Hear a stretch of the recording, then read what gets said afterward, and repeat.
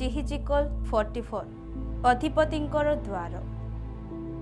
ए उतारे से मते पवित्र स्थानर पूर्वाभिमुख बाहर द्वार बाटरे फेराई आनिले। पुणी द्वार बंद थिला। पुणी सदाप्रभु मते कहिले, एही द्वार बंद रहिबो, ताहा मुक्त हेबो नाही, कि अबा कौनसी मनुष्य ताहा देई प्रवेश करिबो नाही, कारण सदाप्रभु इस्राएल परमेश्वर ताहा देई प्रवेश करिअछन्ति। एथिपाई ताहा बंद रहिबो। केवल अधिपति बोली सदाप्रभुଙ୍କ सम्मुखरे आहार करिबा पाई तहि मध्यरे बसिबे। से द्वारर बरंडा पथ देई प्रवेश करिबे व सेही पथ देई बाहारी जिबे। तेबे से उत्तर द्वार पथरे मते गृह सम्मुख को आनिले। तहिरे मो दृष्टिपात कली, आ देख सदाप्रभुଙ୍କ गृह सदाप्रभुଙ୍କର प्रतापरे परिपूर्ण थिला। तहिरे मो मुह माड़ी पड़िली। पुणी सदाप्रभु मते कहिले, हे मनुष्य संतान, सदाप्रभुଙ୍କ गृहर सकल विधि व तहिर सकल व्यवस्था विषय जहाँ जहाँ आम्भे तुम्भको कहिअछु, तुम्भे उत्तम रूपे मनोजग करी ताहा आपणा चक्षुरे देख व आपणा कर्णरे शुण व गृहरे प्रवेश करिबार व पवित्र स्थानरू बाहरिबार सकल विषय उत्तम रूपे मनोजग कर। पुणी तुम्भे विद्रोही मानू अर्थात इस्राएल वंश को कहिब, प्रभु सदाप्रभु एही कथा कहती, हे इस्राएल वंश, तुम्भमानकर कृत घृणायोग्य क्रिया सकल तुम्भमानक निमंते यथेष्ट हेउ। कारण तुम्भे माने असुन्नत हृदय व असुन्नत मांस विशिष्ट विदेशीय लोकमान आम्भ पवित्र स्थान रे रहिबा पाई तुम्भे माने आम्भर भक्ष्य मेद व रक्त उत्सर्ग कला बेले आम्भर सेही गृह को अपवित्र करिबा पाई सेमानक भितर को आनिअछ व तुम्भमानकर अधर्म सकल वृद्धि करिबा निमंते सेमाने आम्भर नियम भग्न करी अछंती। पुणी तुम्भे माने आम्भर पवित्र वस्तु सकलर रक्षणीय रक्षा करिना, मात्र तुम्भे माने आम्भर पवित्र स्थानर रक्षणीय रक्षा करिबा पाई व आपणामानक निमंते रक्षक नियुक्त करिअछ। प्रभु सदाप्रभु एही कथा कहती, इस्राएल संतानगण मध्यरे जे सकल विदेशीय लोक अछंती सेमानक मध्यरु असुन्नत हृदय व असुन्नत मांस विशिष्ट कौनसी विदेशीय लोक आम्भ पवित्र स्थान रे प्रवेश करिब नाही। लेवीय याजकଙ୍କ निमंते विधि। मात्र इस्राएलर विपथ गमन करिबा समय रे जे लेवीय माने आम्भठारु दूर को जाइथिले, आपण आपणा देवगणर पश्चातगामी होई आम्भठारु विपथरे गमन करिथिले, सेमाने आपणा आपणा अधर्म बहिबे। तथापि सेमाने गृहर द्वार सकलर द्वारी होई व गृहर परिचर्या करी आम्भ पवित्र स्थानर परिचारक हेबे। सेमाने लोकमानଙ୍କ निमंते होम बलि व प्रायश्चितार्थक बलि बध करिबे व लोकमानଙ୍କର परिचर्या करिबा निमंते सेमानଙ୍କ सम्मुखरे ठिया हेबे। कारण प्रतिमा गणर साक्षातरे सेमाने लोकमानଙ୍କର परिचर्या कले व इस्राएल वंशर अधर्मजनक विघ्न स्वरूप हेले। एथिपाई आम्भे सेमानଙ୍କ प्रतिकूलरे आपणा हस्त उठाइअछु, एहा प्रभु सदाप्रभु कहती, व सेमाने आपणामानଙ୍କର अधर्म बहिबे। पुणी सेमाने आम्भ याजकर कर्म साधन करिबा निमंते आम्भ निकट को आसिबे नाही, अथवा सेमाने आम्भर पवित्र द्रव्य सकलर मध्यरु कौनसी पवित्र द्रव्य निकट को अति पवित्र द्रव्य सकल निकट को आसिबे नाही। मात्र सेमाने आपणामानଙ୍କର अपमान व आपणामानଙ୍କର कृत घृणायोग्य क्रियार भार बहिबे। तथापि गृहर सबु सेवा कार्य निमंते व तहि मध्यरे जे सकल कार्य कराजिब तहि निमंते आम्भे सेमानଙ୍କୁ गृहर रक्षणीय विषयर रक्षक करिबा। मात्र इस्राएलर संतान माने आमठारु विपथ गमन करिबा समय रे साधकर संतान जे लेवीय याजकगण आम्भ पवित्र स्थानर रक्षणीय रक्षा कले, सेमाने आम्भ उद्देश्य परिचर्या करिबा निमंते आम्भ निकट को आसिबे व आम्भ उद्देश्य मेद व रक्त उत्सर्ग करिबा निमंते आम्भ सम्मुखरे ठिया हेबे। एहा ପ୍ରଭୁ ସଦାପ୍ରଭୁ କହନ୍ତି, ସେମାନେ ଆମ୍ଭ ପବିତ୍ର ସ୍ଥାନରେ ପ୍ରବେଶ କରିବେ ଓ ଆମ୍ଭ ଉଦ୍ଦେଶ୍ୟରେ ପରିଚର୍ଚ୍ଚା କରିବା ନିମନ୍ତେ ଆମ୍ଭ ମେଜ ନିକଟକୁ ଆସିବେ। ଆଉ ସେମାନେ ଆମ୍ଭର ରକ୍ଷଣୀୟ ରକ୍ଷା କରିବେ। ପୁଣି ସେମାନେ ଭିତର ପ୍ରାଙ୍ଗଣର ଦ୍ୱାରରେ ପ୍ରବେଶ କରିବା ସମୟରେ ମସିନାର ବସ୍ତ୍ର ପରିଧାନ କରିବେ।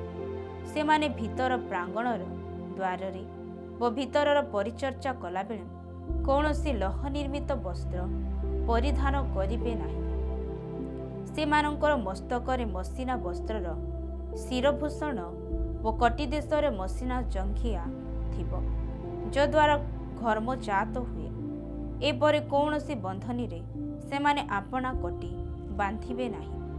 ପୁଣି ଯେତେବେଳେ ସେମାନେ ବାହାର ପ୍ରାଙ୍ଗଣକୁ ଅର୍ଥାତ୍ ବାହାର ପ୍ରାଙ୍ଗଣରେ ଲୋକମାନଙ୍କ ନିକଟକୁ ଯିବେ, ସେତେବେଳେ ସେମାନେ ଆପଣାମାନଙ୍କ ପରିଚର୍ଚ୍ଚାର୍ଥକ ବସ୍ତ୍ର କାଢ଼ି ପବିତ୍ର କୋଠରୀରେ ରଖିବେ ଓ ଆପଣାମାନଙ୍କର ସେହି ବସ୍ତ୍ର ଦ୍ୱାରା ଯେପରି ଲୋକମାନଙ୍କୁ ପବିତ୍ର ନ କରନ୍ତି, ଏଥିପାଇଁ ଅନ୍ୟ ବସ୍ତ୍ର ପରିଧାନ କରିବେ।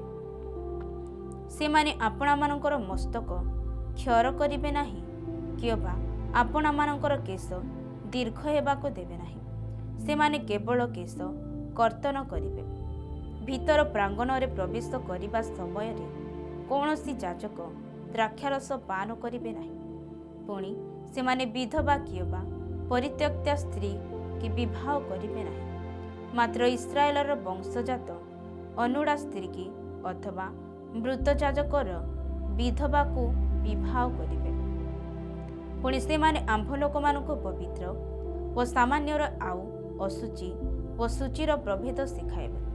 ଆଉ ବିବାଦ ଉପସ୍ଥିତ ହେଲେ ସେମାନେ ବିଚାର କରିବା ପାଇଁ ଠିଆ ହେବେ। ଆମ୍ଭର ସକଳ ଶାସନ ଅନୁସାରେ ସେମାନେ ବିଚାର ନିଷ୍ପନ୍ନ କରିବେ।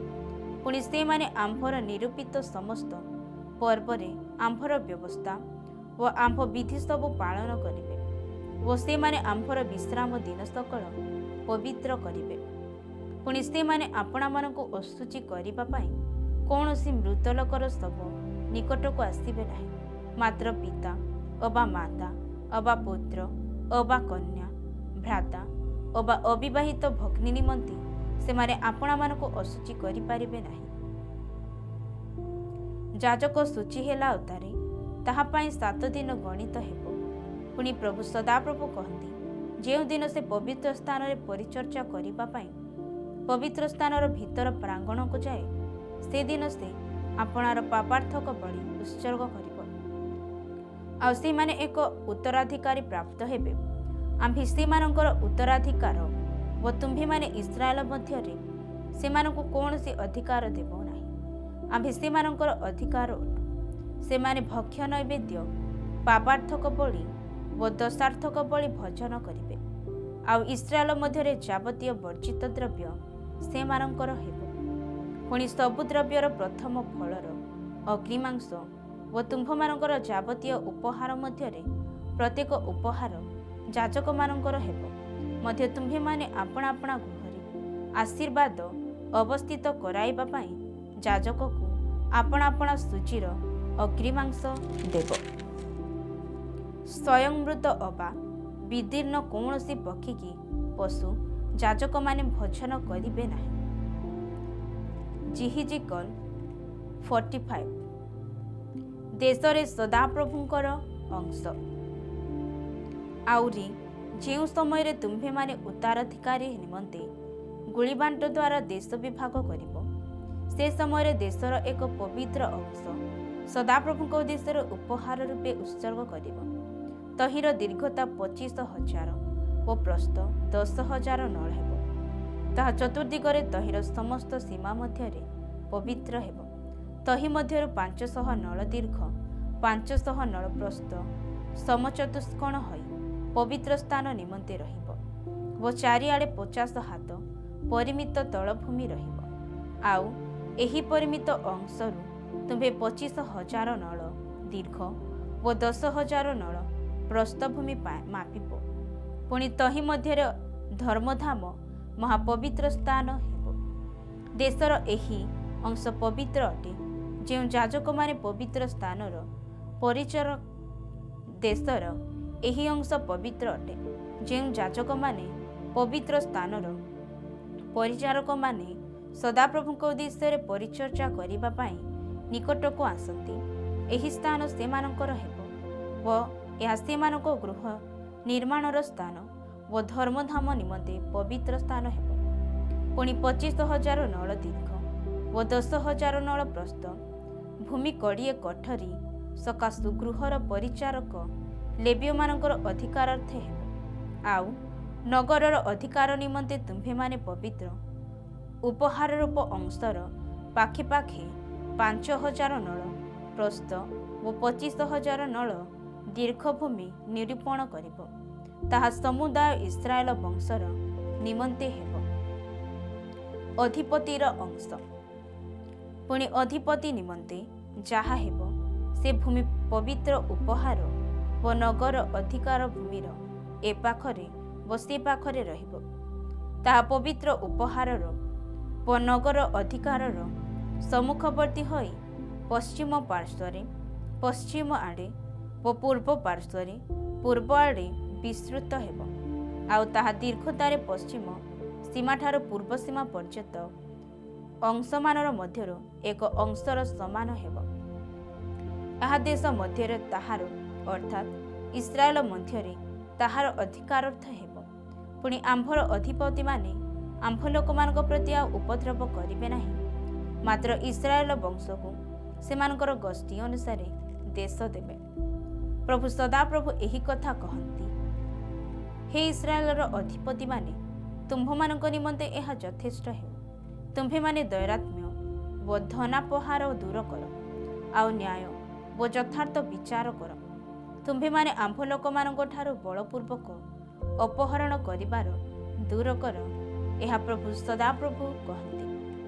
ତୁମ୍ଭେମାନେ ଯଥାର୍ଥ ତରାଜୁ ଓ ଯଥାର୍ଥ ଐଫା ଓ ଯଥାର୍ଥ ବାତ ରଖିବ। ବାତ ଯେପରି ହୋମରର ଦଶମାଂଶ ହେବ ଓ ଐଫା ହୋମରର ଦଶମାଂଶ ହେବ, ଏଥିପାଇଁ ଐଫା ଓ ବାତର ଏକ ସମାନ ପରିମାଣ ହେବ। ତହିର ପରିମାଣ ହୋମର ଅନୁସାରେ ହେବ। ପୁଣି ସେକଲ 20 ଗେରା ହେବ ଓ 20 ସେକଲ 25 ସେକଲ 15 ସେକଲ ତୁମ୍ଭମାନଙ୍କର ମାନି ହେବ। ତୁମ୍ଭେମାନେ ଏହି ଉପହାର ଉତ୍ସର୍ଗ କରିବ। ଗହମର ଏକ ହୋମରରୁ ଏକ ଐଫାର ଷଷ୍ଠାଂଶ ଓ ଯବର ଏକ ହୋମରରୁ ଏକ ଐଫାର ଷଷ୍ଠାଂଶ ଦେବ। ପୁଣି ବାତ ସମ୍ବନ୍ଧୀୟ ତୈଳର ନିରୂପିତ ଅଂଶ କରରୁ ଏକ ବାତର ଦଶମାଂଶ ହେବ। କର 10 ବାତ ଅର୍ଥାତ୍ ଏକ ହୋମର, କାରଣ 10 ବାତରେ ଏକ ହୋମର ହୁଏ। ଆଉ ଇସ୍ରାଏଲର ଉତ୍ତମ ଚରାଣୀ ସ୍ଥାନରୁ ପଲର 200 ମେଷ ମଧ୍ୟରୁ 1 ମେଷ ନେବ। ତାହା ଲୋକମାନଙ୍କ ନିମନ୍ତେ ପ୍ରାୟଶ୍ଚିତ କରିବା ପାଇଁ ଭୋଗ୍ୟ ନୈବେଦ୍ୟ ଓ ହୋମବଳି ଓ ମଙ୍ଗଳାର୍ଥକ ବଳି ହେବ। ଏହା ପ୍ରଭୁ ସଦାପ୍ରଭୁ କହନ୍ତି। ଦେଶର ସମସ୍ତ ଲୋକ ଇସ୍ରାଏଲର ଅଧିପତିର ଏହି ଉପହାର ନିମନ୍ତେ ଦେବେ। ପୁଣି ପର୍ବାଦିନରେ ଓ ଅମାବାସ୍ୟାରେ ଓ ବିଶ୍ରାମବାର ସକଳରେ ଇସ୍ରାଏଲ ବଂଶର ସକଳ ନିରୂପିତ ପର୍ବ ସମୟରେ ହୋମବଳି, ଭକ୍ଷ୍ୟ ନୈବେଦ୍ୟ ଓ ପେୟ ନୈବେଦ୍ୟ ଉତ୍ସର୍ଗ କରିବାର ଅଧିପତିର ବାଣ୍ଟ ହେବ। ସେ ଇସ୍ରାଏଲ ବଂଶ ନିମନ୍ତେ ପ୍ରାୟଶ୍ଚିତ କରିବା ପାଇଁ ପାପାର୍ଥକ ବଳି ଓ ଭକ୍ଷ୍ୟ ନୈବେଦ୍ୟ ସେ ଇସ୍ରାଏଲ ବଂଶ ନିମନ୍ତେ ପ୍ରାୟଶ୍ଚିତ କରିବା ପାଇଁ ପାପାର୍ଥକ ବଳି ଓ ଭକ୍ଷ୍ୟ ନୈବେଦ୍ୟ, ହୋମବଳି ଓ ମଙ୍ଗଳାର୍ଥକ ବଳି ଉତ୍ସର୍ଗ କରିବେ। ପ୍ରଭୁ ସଦାପ୍ରଭୁ ଏହି କଥା କହନ୍ତି। ପ୍ରଥମ ମାସର ପ୍ରଥମ ଦିନ ତୁମ୍ଭେ ଏକ ନିର୍ଦ୍ଦୋଷ ଗୋବତ୍ସ ନେଇ ପବିତ୍ର ସ୍ଥାନ ଶୁଚି କରିବ। ପୁଣି ଯାଜକ ପାପାର୍ଥକ ବଳିର ରକ୍ତରୁ କିଛି ନେଇ ଗୃହର ଚୌକାଠ ମାନର ଉପରେ ଓ ଯଜ୍ଞବେଦୀ ଥାକର ଚାରିକୋଣର ଉପରେ ଆଉ ଭିତର ପ୍ରାଙ୍ଗଣର ଦ୍ୱାର ଚୌକାଠର ଉପରେ ଲଗାଇବ। ଆଉ ଯେ ପ୍ରତ୍ୟେକ ଲୋକ ଭ୍ରାନ୍ତିରେ କୌଣସି କାର୍ଯ୍ୟ କରେ ତାହାର ପାଇଁ ଓ ଯେଉଁ ପ୍ରତ୍ୟେକ ଲୋକ ଭ୍ରାନ୍ତିରେ କୌଣସି କାର୍ଯ୍ୟ କରେ ତାହାର ପାଇଁ ଓ ଯେଉଁ ଲୋକ ଅସତର୍କ ତାହାର ପାଇଁ ତୁମ୍ଭେ ମାସର ସପ୍ତମ ଦିନରେ ଏହି ପ୍ରକାର କରିବ। ଏ ରୂପ ତୁମ୍ଭେମାନେ ଗୃହ ନିମନ୍ତେ ପ୍ରାୟଶ୍ଚିତ କରିବ। ପ୍ରଥମ ମାସର ଚତୁର୍ଦ୍ଦଶ ଦିନ ତୁମ୍ଭମାନଙ୍କ ନିସ୍ତାର ପର୍ବ ହେବ। ତାହା 7 ଦିନର ପର୍ବ ହେବ। ତାଡ଼ି ଶୂନ୍ୟ ରଟି ଭୋଜନ କରାଯିବ। ପୁଣି ସେହି ଦିନ ଅଧିପତି ଆପଣା ନିମନ୍ତେ ଓ ଦେଶସ୍ଥ ସକଳ ଲୋକଙ୍କ ନିମନ୍ତେ ପାପାର୍ଥକ ବଳି ରୂପେ ଏକ ବୃକ୍ଷ ଉତ୍ସର୍ଗ କରିବେ। ଆଉ ପର୍ବର 7 ଦିନ ଯାଏ ସେ ସଦାପ୍ରଭୁଙ୍କ ଉଦ୍ଦେଶ୍ୟରେ ହୋମ ବଳି ଉତ୍ସର୍ଗ କରିବେ। 7 ଦିନ ଯାଏ ପ୍ରତିଦିନ ନିର୍ଦ୍ଦୋଷ 7 ବୃକ୍ଷ ଓ 7 ମେଷ ଆଉ ପାପାର୍ଥକ ବଳି ରୂପେ ପ୍ରତିଦିନ ଏକ ଛାଗ ଉତ୍ସର୍ଗ କରିବେ। ପୁଣି ସେ ଏକ ଏକ ବୃଷ ସଙ୍ଗେ ଏକ ଏକ ଅଇଫା ଓ ଏକ ଏକ ମେଷ ସଙ୍ଗେ ଏକ ଏକ ଅଇଫା ଓ ପ୍ରତ୍ୟେକ ଅଇଫା ସଙ୍ଗେ ଏକ ଏକ ହୀନ ତୈଳର ଭକ୍ଷ୍ୟ ନୈବେଦ୍ୟ ଉତ୍ସର୍ଗ କରିବେ। ସପ୍ତମ ମାସର 15 ଦିନ ପୂର୍ବ ସମୟରେ ସେ 7 ଦିନ ଯାଏ ଏହି ରୂପେ ଅର୍ଥାତ୍ ପାପାର୍ଥକ ବଳିର ଓ ହୋମାର୍ଥକ ବଳିର ଓ ଭକ୍ଷ୍ୟ ନୈବେଦ୍ୟର ଆଉ ତୈଳନାଦର ବିଧି ଅନୁଯାୟୀ ଉତ୍ସର୍ଗ କରିବେ। ଜିହିଜିକଲ 46 ପର୍ବରେ ରାଜାଙ୍କ ଦାୟିତ୍ୱ। ପ୍ରଭୁ ସଦାପ୍ରଭୁ ଏହି କଥା କହନ୍ତି, ଭିତର ପ୍ରାଙ୍ଗଣର ପୂର୍ବାଭିମୁଖ ଦ୍ୱାର କାର୍ଯ୍ୟ କରିବାର 6 ଦିନ ଯାକ ବନ୍ଦ ରହିବ। ମାତ୍ର ବିଶ୍ରାମ ଦିନ ଖୋଲା ହେବ ଓ ଅମାବାସ୍ୟା ଦିନ ଖୋଲା ହେବ। ପୁଣି ଅଧିପତି ବାହାର ଦ୍ୱାରର ବରଣ୍ଡା ପଥ୍ୟ ଦେଇ ପ୍ରବେଶ କରି ଦ୍ୱାର ଚୌକାଠ ନିକଟରେ ଠିଆ ହେବେ ଓ ଯାଜକମାନେ ତାହାଙ୍କର ହୋମାର୍ଥକ ଓ ମଙ୍ଗଳାର୍ଥକ ବଳି ଉତ୍ସର୍ଗ କରିବେ। ଆଉ ସେ ଦ୍ୱାର ପ୍ରବେଶ ସ୍ଥାନରେ ପ୍ରଣାମ କରିବେ ଓ ତହିଁ ଉତ୍ତାରେ ବାହାରି ଯିବେ। ମାତ୍ର ସନ୍ଧ୍ୟା ପର୍ଯ୍ୟନ୍ତ ଦ୍ୱାର ବନ୍ଦ କରାଯିବ ନାହିଁ। ଆଉ ଦେଶର ଲୋକମାନେ ବିଶ୍ରାମ ବାରରେ ଓ ଅମାବାସ୍ୟାରେ ସେହି ଦ୍ୱାର ପ୍ରବେଶ ସ୍ଥାନ ନିକଟରେ ଓ ସଦାପ୍ରଭୁଙ୍କ ସମ୍ମୁଖରେ ପ୍ରଣାମ କରିବେ। ପୁଣି ଅଧିପତି ସଦାପ୍ରଭୁଙ୍କ ଉଦ୍ଦେଶ୍ୟରେ ଯେଉଁ ହୋମ ବଳି ଉତ୍ସର୍ଗ କରିବେ ତାହା ବିଶ୍ରାମ ଦିନରେ ନିର୍ଦ୍ଦୋଷ 6 ଗୋଟି ମେଷ ଶାବକ ଓ ନିର୍ଦ୍ଦୋଷ 1 ଗୋଟି ମେଷ ହେବ। ଆଉ ଭକ୍ଷ୍ୟ ନୈବେଦ୍ୟ ରୂପେ ମେଷ ସଙ୍ଗେ ଏକ ଅଇଫା ଦେବେ ଓ ମେଷ ଶାବକମାନଙ୍କ ସଙ୍ଗେ ସେ ଆପଣା ଶକ୍ତି ଅନୁସାରେ ଭକ୍ଷ୍ୟ ନୈବେଦ୍ୟ ଦେବେ। ପୁଣି ଏକ ଏକ ଅଇଫା ପାଇଁ ଏକ ଏକ ହୀନ ତୈଳ ଦେବେ। ଆଉ ଅମାବାସ୍ୟା ଦିନ ହୋମ ବଳି ନିମନ୍ତେ ଏକ ଏକ ନିର୍ଦ୍ଦେଶ ଗୋବତ୍ସ ହେବ ଓ 6 ମେଷ ଶାବକ ଓ ଏକ ଏକ ମେଷ ହେବ। ଏସବୁ ନିର୍ଦ୍ଦୋଷ ହେବେ। ଆଉ ସେ ଭକ୍ଷ୍ୟ ନୈବେଦ୍ୟ ରୂପେ ଗୋବତ୍ସ ସଙ୍ଗେ ଏକ ଏକ ଅଇଫା, ମେଷ ସଙ୍ଗେ ଏକ ଅଇଫା ଓ ମେଷ ଶାବକମାନଙ୍କ ସଙ୍ଗେ ଆପଣା ଶକ୍ତି ଅନୁସାରେ ଦେବେ। ଆଉ ଏକ ଏକ ଅଇଫା ପାଇଁ ଏକ ଏକ ହୀନ ତୈଳ ଦେବେ। ପୁଣି ଅଧିପତି ଯେତେବେଳେ ପ୍ରବେଶ କରିବେ ସେତେବେଳେ ସେ ଦ୍ୱାର ବରଣ୍ଡା ପଥ ଦେଇ ଭିତରେ ପ୍ରବେଶ କରିବେ ଓ ସେହି ପଥ ଦେଇ ବାହାରି ଯିବେ। ମାତ୍ର ନିରୂପିତ ପର୍ବମାନର ସମୟରେ ଯେତେବେଳେ ଦେଶର ଲୋକମାନେ ସଦାପ୍ରଭୁଙ୍କ ଛାମୁକୁ ଆସିବେ ସେତେବେଳେ ଯେଉଁ ଲୋକ ପ୍ରଣାମ କରିବା ପାଇଁ ଉତ୍ତର ଦ୍ୱାରର ପଥ ଦେଇ ଭିତରକୁ ଆସେ ସେ ଦକ୍ଷିଣ ଦ୍ୱାରର ପଥ ଦେଇ ବାହାରି ଯିବ ଓ ଯେଉଁ ଲୋକ ଦକ୍ଷିଣ ଦ୍ୱାର ଦେଇ ଭିତରେ ପ୍ରବେଶ କରେ ସେ ଉତ୍ତର ଦ୍ୱାରର ପଥ ଦେଇ ବାହାରି ଯିବ। ସେ ଯେଉଁ ଦ୍ୱାରର ପଥ ଦେଇ ଭିତରକୁ ଆସିଲା ସେହି ପଥ ଦେଇ ଫେରିବ ନାହିଁ, ମାତ୍ର ଆପଣା ସମ୍ମୁଖସ୍ଥ ପଥ ଦେଇ ବାହାରି ଯିବ।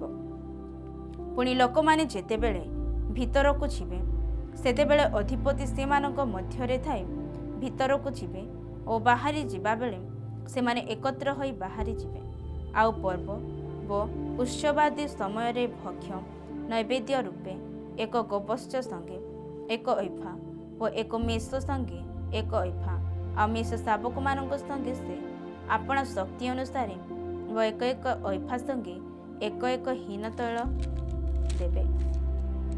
ପୁଣି ଅଧିପତି ଯେତେବେଳେ ସ୍ୱେଚ୍ଛାଦତ୍ତ ଉପହାର ସଦାପ୍ରଭୁଙ୍କ ଉଦ୍ଦେଶ୍ୟରେ ହୋମ ବଳି ଅବା ମଙ୍ଗଳାର୍ଥକ ବଳି ସ୍ୱେଚ୍ଛାଦତ୍ତ ଉପହାର ରୂପେ ଉତ୍ସର୍ଗ କରିବେ ସେତେବେଳେ ତାଙ୍କ ପାଇଁ ପୂର୍ବାଭିମୁଖ ଦ୍ୱାର ଫିଟାଯିବ।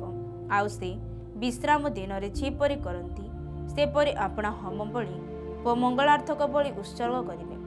ତହୁଁ ସେ ବାହାରି ଯିବେ ଓ ବାହାରି ଗଲା ଉତ୍ତାରେ ଦ୍ୱାର ବନ୍ଦ କରାଯିବ। ପୁଣି ତୁମ୍ଭେ ପ୍ରତିଦିନ ସଦାପ୍ରଭୁଙ୍କ ଉଦ୍ଦେଶ୍ୟରେ ହୋମ ବଳି ନିମନ୍ତେ ଏକ ବର୍ଷୀୟ ନିର୍ଦ୍ଦୋଷ ଏକ ମେଷ ଶାବକ ଉତ୍ସର୍ଗ କରିବ। ପ୍ରତି ପ୍ରଭାତ ତୁମ୍ଭେ ତାହା ଉତ୍ସର୍ଗ କରିବ। ଆଉ ତହିଁ ସଙ୍ଗେ ତୁମ୍ଭେ ପ୍ରତି ପ୍ରଭାତ ଭକ୍ଷ୍ୟ ନୈବେଦ୍ୟ ରୂପେ ଏକ ଅଇଫାର ଷଷ୍ଠାଂଶ ଓ ସରୁ ମଇଦାକୁ ତିନ୍ତାଇବା ପାଇଁ ଏକ ହୀନର ତୃତୀୟାଂଶ ତୈଳ ଉତ୍ସର୍ଗ କରିବ। ଏହା ନିତ୍ୟସ୍ଥାୟୀ ବିଧି ଅନୁସାରେ ସଦାପ୍ରଭୁଙ୍କ ଉଦ୍ଦେଶ୍ୟରେ ଚିରକାଳୀନ ଭକ୍ଷ୍ୟ ନୈବେଦ୍ୟ ଅଟେ। ଏହି ରୂପେ ଲୋକମାନେ ନିତ୍ୟ ହୋମବଳି ରୂପେ ପ୍ରତି ପ୍ରଭାତ ମେଷ ଭକ୍ଷ୍ୟ ନୈବେଦ୍ୟ ଓ ତୈଳ ଉତ୍ସର୍ଗ କରିବେ। ପ୍ରଭୁ ସଦାପ୍ରଭୁ ଏହି କଥା କହନ୍ତି, ଅଧିପତି ଯେବେ ଆପଣା ପୁତ୍ରଗଣଙ୍କ ମଧ୍ୟରୁ କାହାକୁ କିଛି ଦାନ କରନ୍ତି, ତେବେ ତାହା ତାହାଙ୍କ ଉତ୍ତରାଧିକାର ତାହାଙ୍କ ପୁତ୍ରଗଣର ହେବ। ସେମାନେ ଉତ୍ତରାଧିକାର କ୍ରମେ ତାହା ଭୋଗ କରିବେ। ମାତ୍ର ସେ ଯେବେ ଆପଣାର ଦାସମାନଙ୍କ ମଧ୍ୟରୁ ଜଣକୁ ଆପଣାର ଉତ୍ତରାଧିକାରର କିଛି ଦାନ କରନ୍ତି, ତେବେ ତାହା ମୁକ୍ତିବର୍ଷ ପର୍ଯ୍ୟନ୍ତ ତାହା ହେବ।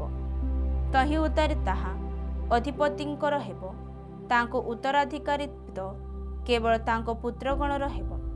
ଆହୁରି ଅଧିପତି ଲୋକମାନଙ୍କୁ ସେମାନଙ୍କ ଅଧିକାରର ଚ୍ୟୁତ କରିବା ନିମନ୍ତେ ସେମାନଙ୍କ ଉତ୍ତରାଧିକାର ହରଣ କରିବେ ନାହିଁ। ଆମ୍ଭର ଲୋକମାନେ ଆପଣା ଆପଣା ଅଧିକାରରୁ ଯେପରି ଛିନ୍ନ ଭିନ୍ନ ହୋଇ ନ ଯାଆନ୍ତି, ଏଥିପାଇଁ ସେ ଆପଣା ଅଧିକାର ମଧ୍ୟରୁ ଆପଣା ପୁତ୍ରମାନଙ୍କୁ ଉତ୍ତରାଧିକାର ଦାନ କରିବେ। ଏ ଉତ୍ତାରେ ସେ ଦ୍ୱାର ପାର୍ଶ୍ୱସ୍ଥ ପ୍ରବେଶ ପଥ ଦେଇ ମୋତେ ଯାଜକମାନଙ୍କର ଉତ୍ତରାଭିମୁଖ ପବିତ୍ର କୋଠରୀ ଶ୍ରେଣୀକୁ ଆଣିଲେ।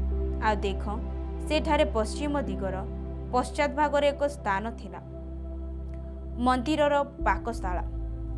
ପୁଣି ସେ ମୋତେ କହିଲେ, ଏହି ସ୍ଥାନରେ ଯାଜକମାନେ ଦୋଷାର୍ଥକ ବଳି ଓ ପାପାର୍ଥକ ବଳି ସିଦ୍ଧ କରିବେ ଓ ଭକ୍ଷ୍ୟ ନୈବେଦ୍ୟ ପାକ କରିବେ। ସେମାନେ ଲୋକମାନଙ୍କୁ ଶୁଚି କରିବା ନିମନ୍ତେ ବାହାର ପ୍ରାଙ୍ଗଣକୁ ତାହା ସବୁ ଆଣିବେ ନାହିଁ। ଏ ଉତ୍ତାରେ ସେ ମୋତେ ବାହାର ପ୍ରାଙ୍ଗଣକୁ ଆଣି ସେହି ପ୍ରାଙ୍ଗଣର ଚାରିକୋଣ ଦେଇ ଗମନ କରାଇଲେ। ଆଉ ଦେଖ, ସେହି ପ୍ରାଙ୍ଗଣର ପ୍ରତ୍ୟେକ କୋଣରେ ଗୋଟିଏ ଗୋଟିଏ ପ୍ରାଙ୍ଗଣ ଥିଲା। ପ୍ରାଙ୍ଗଣର ଚାରିକୋଣରେ 40 ହାତ ଦୀର୍ଘ ଓ 30 ହାତ ପ୍ରସ୍ଥ ପ୍ରାଚୀର ବେଷ୍ଟିତ ଏକ ଏକ ପ୍ରାଙ୍ଗଣ ଥିଲା। କୋଣମାନର ଏହି ଚାରି ପ୍ରାଙ୍ଗଣର ସମାନ ମାପ ଥିଲା। ପୁଣି ସେହି ଚାରିର ଭିତରେ ଚାରିଆଡ଼େ ଏକ ଏକ ଧାଡ଼ି ଗାନ୍ଥୁନି ଥିଲା। ଆଉ ସେହି ସବୁ ଧାଡ଼ିର ତଳେ ଚାରିଆଡ଼େ ପାକସ୍ଥାନ ନିର୍ମିତ ହୋଇଥିଲା। ଏଥିରେ ସେ ମୋତେ କହିଲେ, ଏସବୁ ପାକଗୃହ। ଏ ସ୍ଥାନରେ ଗୃହର ପରିଚାରକମାନେ ଲୋକମାନଙ୍କ ବଳି ସିଦ୍ଧ